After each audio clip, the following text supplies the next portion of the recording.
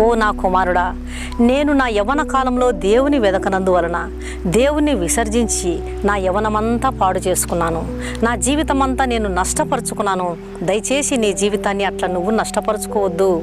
ఓ నా బిడ్డ, నా యవ్వన కాలం అంతా వ్యర్థమైన వాటితో నేను నింపబడి అనవసరంగా నా సమయాన్ని వ్యర్థపుచ్చి నా యవ్వనమంతా నేను పాడు చేసుకున్నాను. దేవుని విసర్జించి దేవుని ఆజ్ఞను నేను గైకొనకుండా దేవుని సన్నిధిని నేను నిర్లక్ష్యపెట్టి దేవుని సన్నిధిని నేను ఎంతగానో త్రోసివేసి చాలా నేను పాపం చేశాను.